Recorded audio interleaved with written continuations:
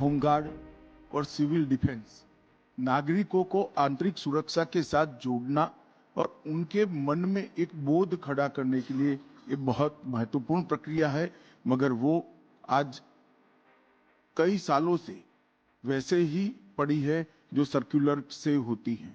Fire brigade, industrial security force, जन्म और मृत्यु के पंजीकरण का डिजिटल होना, आईपीएस डेप्यूटेशन पर राज्यों की ओर से भेजे नहीं जा सकते हैं। भारत सरकार की सभी योजनाओं में खर्च अनुपात में गृह विभाग में राज्यों ने बहुत कम किया है। इस प्रकार की कई समस्याओं पर कल हमने यहाँ पर चर्चा की है। इसके लिए एक प्रेजेंटेशन भी रखा गया था और सभी मुख्यमंत्री गृह मंत्रियों का ध्यान आकर्षित करने की हमने प्रयास भी किया है। और इसके साथ साथ लगभग सभी राज्यों के मुख्यमंत्री और गृह मंत्रियों ने कल बात रखी है।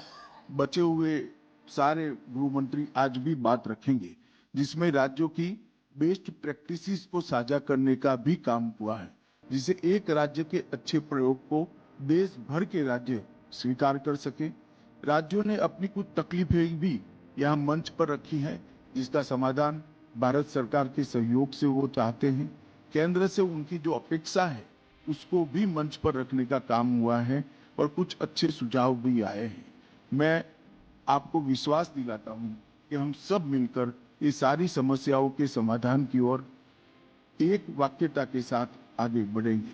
आज इस विशेष सत्र के उपरांत 4 सत्र और होंगे, जिसमें साइबर अपराध, नारकोटिक्स, कन्विक्शन रेशियो बढ़ाना, दोष सिद्धि का प्रमाण बढ़ाना और सीमा सुरक्षा का प्रबंधन, ये 4 विषयों पर विशद चर्चा होने वाली है।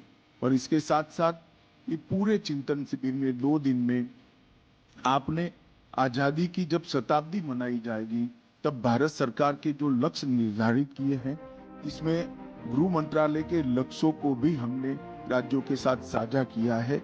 और 2047 में जब देश आजादी की शताब्दी मना रहा होगा, तब देश की आंतरिक सुरक्षा और सीमा सुरक्षा दोनों क्षेत्रों में कहां तक किस लक्ष्य को प्राप्त करने के लिए समयबद्ध कार्यक्रम हमारा क्या होगा, इसकी भी आज सबको जानकारी मिलेगी।